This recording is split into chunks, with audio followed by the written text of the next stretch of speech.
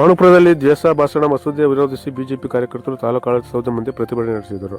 ಪಾಂಡುಪುರ ಪಟ್ಟಣದ 5 ದೀಪದ ವೃತ್ತದಿಂದ ತಾಲೂಕು ಆಡಳಿತ ಸೌಧ ಕಚೇರಿವರೆಗೆ ಪ್ರತಿಭಟನೆ ನಡೆಸಿದ ಕಾಂಗ್ರೆಸ್ ಸರ್ಕಾರದ ವಿರುದ್ಧ ಅಧಿಕಾರದ ಘೋಷಣೆ ಕೂಗಿ ಆಕ್ರೋಶ ವ್ಯಕ್ತಪಡಿಸಿದ ಬಿಜೆಪಿ ಕಾರ್ಯಕರ್ತರು ರಾಜ್ಯಪಾಲರು ಈ ಮಸೂದೆಯನ್ನು ಅಂಗೀಕರಿಸಬಾರದೆಂದು ತಹಸೀಲ್ದಾರ್ ಮೂಲಕ ರಾಜ್ಯಪಾಲರಿಗೆ ಮನವಿ ಸಲ್ಲಿಸಿದರು.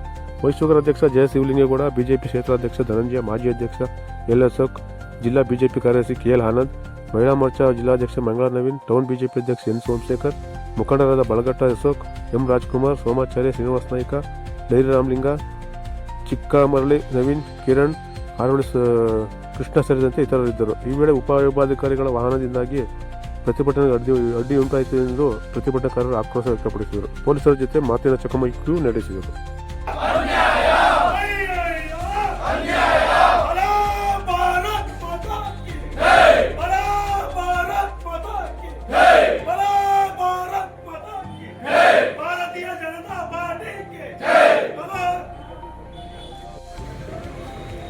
ಕಾಂಗ್ರೆಸ್ ಸರ್ಕಾರ ನೇರವಾಗಿ ಹಿಂದೂ ಸಂಘಟನೆಯ ಕಾರ್ಯಕರ್ತರ, ಹೋರಾಟಗಾರರ, ಕನ್ನಡ ಪರ ಸಂಘಟನೆಗಳನ್ನ ಗುರಿಯಾಗಿಸಿಕೊಂಡು ಇವತ್ತು ದ್ವೇಷ ಭಾಷಣ ಕಾಯ್ದೆಯನ್ನ ಜಾರಿ ಮಾಡೋದಕ್ಕೆ ಹೊರಟಿದೆ.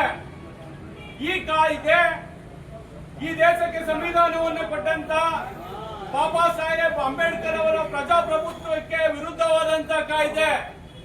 ಇದು ಪ್ರಜಾಪ್ರಭುತ್ವದಲ್ಲಿ ಯಾರು ಪ್ರಶ್ನೆ ಮಾಡ್ತಾರೆ ಅಂತ ವ್ಯಕ್ತಿಗಳನ್ನ ಪೊಲೀಸ್ ಇಲಾಖೆಯ ಮುಖಾಂತರ ದಮನ ಮಾಡುವಂತ ಒಂದು ಕಾಯ್ದೆಯನ್ನ ಈ ಕಾಂಗ್ರೆಸ್ ಸರ್ಕಾರ ತನ್ನ ಭ್ರಷ್ಟಾಚಾರವನ್ನ ಮುಚ್ಕೊಳ್ಳೋದಕ್ಕೆ, ತನ್ನ ಅವ್ಯವಹಾರಗಳನ್ನ ಮುಚ್ಕೊಳ್ಳೋದಕ್ಕೆ ಇದನ್ನ ಉಪಯೋಗಿಸ್ತಾ ಇರುವುದೊಂದು ಖಂಡನೀಯವಾದಂತ ವಿಚಾರ. ಇದನ್ನ ವಿಧಾನ ಪರಿಷತ್ ಮತ್ತೆ ವಿಧಾನಸಭೆಯಲ್ಲಿ ಸ್ಪಷ್ಟ ಬಹುಮತವಿರುವ ಕಾರಣ ಇವತ್ತು ಕಾಂಗ್ರೆಸ್ ಸರ್ಕಾರ ಈ ಒಂದು ಪ್ರಜಾಪ್ರಭುತ್ವ ವಿರೋಧಿಯಾದಂತಹ ಒಂದು ಕಾಯ್ದೆಯನ್ನ ತರೋದಕ್ಕೆ ಹೊರಟಿದೆ. ಇದನ್ನ ನಾವು ಇವತ್ತು ರಾಜ್ಯಪಾಲರಿಗೆ ಮನವಿ ಕೊಡುವ ಮುಖಾಂತರ ಇದು ಪ್ರಜಾಪ್ರಭುತ್ವಕ್ಕೆ ಮಾರಕ, ಪತ್ರಿಕಾ ಸ್ವಾತಂತ್ರ್ಯಕ್ಕೆ ಮಾರಕ. ಒಂದ್ ಕಡೆ ಹೇಳ್ತಾ ಇದ್ರು ಖಡ್ಗಕ್ಕಿಂತ ಲೇಖನಿ ಏರಿತ ಅಂತ. ಇವತ್ತು ಲೇಖನಿಯನ್ನು ಸುಧಾ ಇವತ್ತು ಮುರಿಯುವಂತ ಕಾರ್ಯವನ್ನ ಇವತ್ತು ಕೆಟ್ಟ ಕಾಂಗ್ರೆಸ್ ಸರ್ಕಾರ ಮಾಡ್ತಾ ಇದೆ. ಈ ಒಂದು ಕಾಯ್ದೆಯನ್ನ ಮಾನ್ಯ ರಾಜ್ಯಪಾಲರು ತಿರಸ್ಕರಿಸಬೇಕು. ಇದು ಮುಂದೆ ಹೋರಾಟಗಾರನ ಹತ್ತಿಕ್ಕುವಂತ ಕೆಲಸವನ್ನ ಮಾಡುವಂತ ಸರ್ಕಾರ ಭ್ರಷ್ಟಾಚಾರವನ್ನ ಮುಚ್ಚಿಟ್ಕೊಂಡು ತಾವು ಏನೇ ಮಾಡಿದ್ರು ಅದನ್ನ ಕ್ವಶನ್ ಮಾಡಬಾರ್ದು. ಈ ರಾಜ್ಯದಲ್ಲಿ ವಿರೋಧ ಪಕ್ಷ ಅನ್ನೋದೇ ಇರಬಾರ್ದು ಅನ್ನೋ ಒಂದು ರೀತಿ ವಿರೋಧ ಪಕ್ಷದ ಒಂದು ಬೆನ್ನನ್ನು ಮುರಿಬೇಕು. ಯಾರು ಕಾಂಗ್ರೆಸ್ ಸರ್ಕಾರದ ವಿರುದ್ಧ ಅವರ ತಪ್ಪುಗಳನ್ನ ಎತ್ತಿ ಹಿಡಿತಾರೆ, ಯಾರು ಅವ್ರು ಮಾಡುವಂತ ಭ್ರಷ್ಟಾಚಾರವನ್ನ ಬಯಲಿಗೆಳಿತಾರೆ ಅಂತವ್ರನ್ನ ಜೈಲಿಗೆ ಹಾಕುವಂತ ಒಂದು ಕೆಟ್ಟ ಕಾನೂನನ್ನ ಇವತ್ತು ಕಾಂಗ್ರೆಸ್ ಸರ್ಕಾರ ತರೋದಕ್ಕೆ ಮಸೂದೆಯನ್ನ ಮಂಡಿಸಿದೆ. ಅದನ್ನ ರಾಜ್ಯಪಾಲರು ಯಾವುದೇ ಕಾರಣಕ್ಕೂ ಒಪ್ಪಬಾರ್ದು, ಇದನ್ನ ತಿರಸ್ಕರಿಸಬೇಕು ಅಂತ ಹೇಳ್ತಾ ಭ್ರಷ್ಟ ಕಾಂಗ್ರೆಸ್ ಸರ್ಕಾರಕ್ಕೆ ಧಿಕ್ಕಾರವನ್ನ ಕೊಡ್ತಾ ಇದ್ದೀವಿ.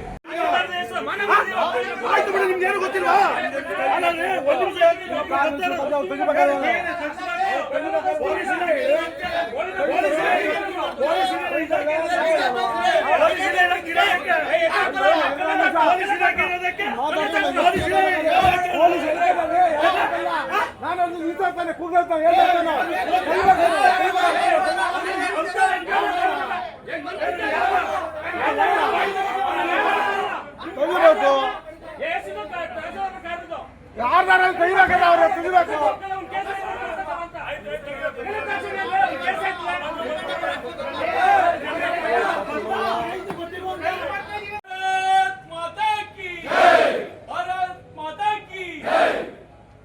ಹಾಕುವಂತ ವ್ಯವಸ್ಥೆಯನ್ನೇ ಇವತ್ತು ಕಾಂಗ್ರೆಸ್ ಸರ್ಕಾರ ತಂದಿದೆ.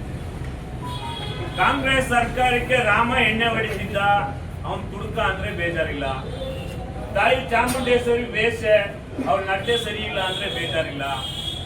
ಹಾಗೆ ನಮ್ಮ ಕೃಷ್ಣ ರಸಿಕ ಮತ್ತೆ ಅವನಿಗೆ ಸ್ತ್ರೀಲೋಲ ಅಂದ್ರೆ ಅವ್ರಿಗೆ ಬೇಜಾರಿಲ್ಲ. ನಾವೇನಾದ್ರೂ ಪ್ರಚೋದನೆ ಮಾಡಿದಂತ ಒಬ್ಬ ಮತಾಂಧನ ಬಗ್ಗೆ ಮಾತಾಡಿದ್ರೆ, ಯಾರೋ ಅಲ್ಲಿ ನಮ್ಮ ಸ್ಲಂಗಳಲ್ಲಿ ನಮ್ಮ ದಲಿತ ಬಂಧುಗಳ ಜೊತೆ ಸೇರ್ಕೊಂಡು ಮತಾಂತರ ಮಾಡ್ತಿದ್ದಾನೆ ಅಂತ ಗಲಾಟೆ ಮಾಡಿದ್ರೆ, ಅದನ್ನ ತಡೆದ್ರೆ ಅದು ಕಾಂಗ್ರೆಸ್ಗೆ ಪ್ರಚೋದನೆಯಾಗಿ ಕಾಣಿಸ್ತಿದೆ. ಅದನ್ನು ತಡೆಗಟ್ಟಲಿಕ್ಕೆ ಈ ರೀತಿ ಒಂದು ಕಾನೂನನ್ನ ತರಕ್ಕೆ ಕಾಂಗ್ರೆಸ್ ಇವತ್ತು ವ್ಯವಸ್ಥಿತ ಸಂಚಲನ ಮಾಡಿದೆ. ನೋಡಿ, ಸಂವಿಧಾನದಲ್ಲಿ 7 ಮೂಲಭೂತ ಹಕ್ಕುಗಳನ್ನ ಕೊಡ್ತಾರೆ. ಸಂವಿಧಾನ ಬರೆದವ್ರೇನು ಸಾಮಾನ್ಯರಲ್ಲ. ಡಾಕ್ಟರ್ BR ಅಂಬೇಡ್ಕರ್ ಅವರು 36 ಪದವಿಗಳನ್ನ 6 PhDಗಳನ್ನ ಮಾಡಿದಂತ ಈ ದೇಶದ ಅತ್ಯಂತ ವಿದ್ಯಾವಂತರು ಮತ್ತು ಅವರು ತಂಡ ರಚನೆ ಮಾಡಿದಂತ ಸಂವಿಧಾನದಲ್ಲಿ ವಾಕ್ ಸ್ವಾತಂತ್ರ್ಯವನ್ನು ಕೂಡ ಒಂದು ಸ್ವಾತಂತ್ರ್ಯ ಅಂತೇಳಿ ನಮಗೆ ಕೊಟ್ಟಿದ್ದಾರೆ.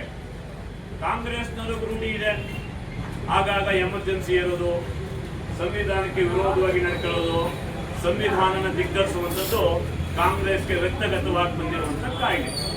ಅದಕ್ಕೆ ಕರ್ನಾಟಕದಲ್ಲಿ ಕಾಂಗ್ರೆಸ್ ಸರ್ಕಾರ ಇವತ್ತು ಸಂವಿಧಾನನ ಹತ್ತಿಕ್ಕಿ ನಮ್ಮ ವಾಕ್ ಸ್ವಾತಂತ್ರ್ಯವನ್ನು ಕಿತ್ಕೊಂಡು ಈ ವಿಧೇಯಕವನ್ನ ಮೇಲ್ಮನೆಯಲ್ಲಿ ಮತ್ತೆ ಕೆಳಮನೆಯಲ್ಲಿ ವಿಧೇಯಕನ ಮಂಡನೆ ಮಾಡಿ ಇದನ್ನ ಕಾನೂನನ್ನ ಜಾರಿಗೆ ತರೋದಕ್ಕೆ ಅಂತೇಳಿ ಒಂದು ಷಡ್ಯಂತ್ರವನ್ನ ಕಾಂಗ್ರೆಸ್ ನಡೆಸ್ತಾ ಇದೆ. ನಾವು ಕಾಂಗ್ರೆಸ್ನವ್ರಿಗೆ ಎಚ್ಚರಿಸ್ತೇವೆ, ನಿಮ್ದೇನ್ ಸಂಕ್ರಾಂತಿ ದಾಟಲ್ಲ, ಶಿವರಾತ್ರಿ ಉಳಿಯಲ್ಲ, ಯುಗಾದಿ ಗಂಟೆ ಇರೋದೇ ಇಲ್ಲ. ನೀವು ಹೋದ್ಮೇಲಾದ್ರೂ ಈ ವಿಧೇಯಕನ ತಗ್ಗೆ ತೆಗಿತೀವಿ. ಯಾಕೆ ಅಂದ್ರೆ ಅಷ್ಟು ಸುಲಭವಾಗಿ ನಾವು ದಕ್ಕೋ ಜನ ಅಲ್ಲ. ನೀವು ಸಂವಿಧಾನ ವಿರೋಧಿ ನಡೆದಾಗ ಆ ತುರ್ತು ಪರಿಸ್ಥಿತಿಯ ಕಾಲದಲ್ಲಿ ನಮ್ಮೆಲ್ಲ ಹಿರಿಯ ನಾಯಕರು ಜೈಲಲ್ಲಿ ಇಟ್ಕೊಂಡು ಅಲ್ಲಿಂದ ಒಂದು ಸರ್ಕಾರ ರಚನೆ ಮಾಡಿದೀವಿ. ನಮ್ಗೆ ತುರ್ತು ಪರಿಸ್ಥಿತಿ ಲೆಕ್ಕಕ್ಕೆ ಇಲ್ಲ. ನೀವು ಮಾಡ್ತಿರೋ ಈ ಕಾನೂನು ನಮ್ಗೆ ಅವಶ್ಯಕತೆನೂ ಇಲ್ಲ, ನಾವು ಈ ಕಾನೂನು ಒಪ್ಕೊಳ್ಳೋದಿಲ್ಲ. ನೀವ್ ಏನ್ ಮಾಡ್ಬೇಕು ಮಾಡಿ. ಬಲಪಂಥೀಯ ರಾಜಕಾರಣದ ಎಲ್ಲಾ ರಾಜಕಾರಣಿಗಳನ್ನ ಬಲಿ ಕೊಡಬೇಕು ಅನ್ನೋದೇ ಕಾಂಗ್ರೆಸ್ ಸರ್ಕಾರದ ಉದ್ದೇಶ. ನಾನು ಈ ಮುಖಾಂತರ ನಮ್ಮ ದಲಿತ ಬಂಧುಗಳಿಗೆ ಹೇಳ್ತೇನೆ, ಬಂಧುಗಳೇ ನೋಡಿ, ಸಂವಿಧಾನ ವಿರೋಧಿ ಅಂತ ಯಾರಿಗೆ ಹೇಳ್ತಿದ್ರು? ನಿಜವಾಗ್ಲೂ ಸಂವಿಧಾನವನ್ನ ಹತ್ತಿಕ್ಕುವಂತ ಆ ಪುಣ್ಯಾತ್ಮ ಕೊಟ್ಟಂತ ವಾಕ್ ಸ್ವಾತಂತ್ರ್ಯನ ಕಿತ್ಕೊಳ್ಳುವಂತ ಹುನ್ನಾರವನ್ನ ಮತ್ತು ಷಡ್ಯಂತ್ರವನ್ನ ಕಾಂಗ್ರೆಸ್ ಸರ್ಕಾರ ಮಾಡ್ತಾ ಇದೆ. ನಾವೇನಾದ್ರು ಮಾತಾಡಿದ್ರೆ ಪಾಪ DK ಶಿವಕುಮಾರ್ ಬ್ರದರ್ಸ್ ನೋವಾಗುತ್ತೆ. ರಾಹುಲ್ ಗಾಂಧಿ ಅವರ ಅಣ್ತಮ್ಮಂದಿರು ಸಂಜೀವ್ ಕುಂದಿಲಿ ಮರಮರಲ್ಲಿ ಅಲ್ಲೆಲ್ಲಿ ನಿಂತ್ಕೊಂಡು ಮತಾಂತರ ಮಾಡ್ತಾರಲ್ಲ, ಅವ್ರಿಗೂ ನೋವಾಗುತ್ತೆ. ನಾನು ಈ ಮುಖಾಂತರ ಸಿದ್ದರಾಮಯ್ಯನವ್ರಿಗೆ ಎಚ್ಚರಿಸ್ತೇನೆ, ನೋಡಿ, ನೀವು ಮಾಡ್ತಿರೋ ಕಾಂಗ್ರೆಸ್ ಸರ್ಕಾರ ಮಾಡ್ತಿರೋ ಈ ಕಾನೂನನ್ನ ಚೆನ್ನಾಗಿ ಬಲ್ಲೆ. ಅದಲ್ಲದೆ ಒಂದು ಕಾಲ ನೀವು ಖುದ್ದು ವಾರ್ತೆ ಅಂತಂದ್ರಿ, ಸನ್ಮಾನ್ಯ ವೀರಪ್ಪ ಮೊಯ್ಲಿ ಅವರು ಈ ರಾಜ್ಯದ ಮುಖ್ಯಮಂತ್ರಿ ಆಗಿದ್ದು, ನಮ್ಮ ಮೇಲೆ ಬಲವಂತವಾಗಿ ಉರ್ದು ವಾರ್ತೆಯನ್ನ ಏರಿಸಲಿಕ್ಕೆ ನೀವು ಬಂದಿದ್ದಷ್ಟು. ಅವತ್ತು ಭಾಜಪದ ಅಸ್ತಿತ್ವದವರು ನಾವು 45 ಗೆದ್ದಿದ್ವಿ, ನೀವು 35 ಗೆದ್ದಿದ್ವಿ. ಪುನಃ ಅದು ರಿಪೀಟ್ ಆಗೇ ಆಗುತ್ತೆ.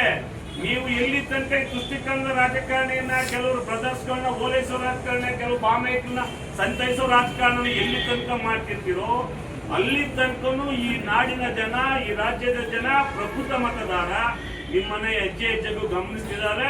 ನಿಮ್ಗೆ ತಕ್ಕ ಉತ್ತರವನ್ನ ಮುಂದಿನ ಸಾರ್ವತ್ರಿಕ ಚುನಾವಣೆಯಲ್ಲಿ ಜನ ಕೊಡಲಿದ್ದರೆ ಮತದಾರ ಕೊಡ್ತೇನೆ. ಈ ಮುಖಾಂತರ ನಾವು ಘಂಟಾಘೋಷವಾಗಿ ನಿಮ್ಗೆ ಎಚ್ಚರಿಕೆ ಕೊಡ್ತಾ ಇದ್ದೀವಿ. ಈ ಕಾನೂನನ್ನ ಸಾಧ್ಯತೆ ವಾಪಸ್ ತಗೊಳ್ಳಿ, ಇಲ್ಲಾಂದ್ರೆ ನಾವು ಈ ಮುಖಾಂತರ ಇಲ್ಲಿರೋ ಭಾರತೀಯ ಜನತಾ ಪಕ್ಷದ ಮತ್ತೆ ಕೆಲವು ಸಾರ್ವಜನಿಕರ ಸಮ್ಮುಖದಲ್ಲಿ ಇಲ್ಲಿ ತಹಸೀಲ್ದಾರಿಗೆ ಒಂದು ಮನವಿ ಕೊಡ್ತಾ ಇದ್ದೀವಿ. ರಾಜ್ಯಪಾಲರು ಈ ಏನು ವಿಧೇಯಕ ಇದೆ, ಈ ವಿಧೇಯಕನ ಅನುಮೋದಿಸಬಾರದು ಅನ್ನೋದು ನಮ್ಮ ಮನವಿ ಇದೆ. ಯಾವುದನ್ನ ನೀವು ಜಾತ್ಯತೀತ ಅಂತೀರಿ, ಯಾವುದನ್ನ ಪ್ರಶ್ನಾತೀತ ಅಂತೀರಿ, ನಮಗೂ ಜಾತ್ಯತೀತ ಗೊತ್ತು. ಈ ದೇಶದ ಪ್ರತಿಯೊಬ್ಬರ ಮಣ್ಣಿನ ಮಕ್ಕಳಲ್ಲಿ ಜಾತ್ಯತೀತ ವ್ಯವಸ್ಥೆ ಗೊತ್ತಿದೆ.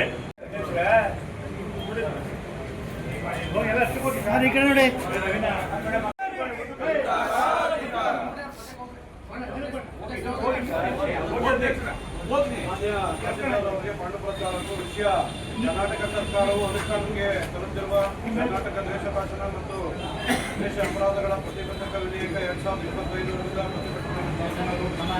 ಕರ್ನಾಟಕ ಸರ್ಕಾರವು ಅನುಷ್ಠಾನಕ್ಕೆ ತರುತ್ತಿರುವ ಕರ್ನಾಟಕ ದ್ವೇಷ ಭಾಷಣ ಮತ್ತು ದ್ವೇಷ ಅಪರಾಧಗಳ ಪ್ರತಿಬಂಧಕ ವಿಧೇಯಕ 2025 ಭಾರತ ಸಂವಿಧಾನಕ್ಕೆ ವಿರುದ್ಧವಾಗಿದ್ದು ಇದನ್ನು ಜಾರಿಗೊಳಿಸುವಂತೆ ಮನವಿ ಮಾಡುತ್ತಿದ್ದೇವೆ.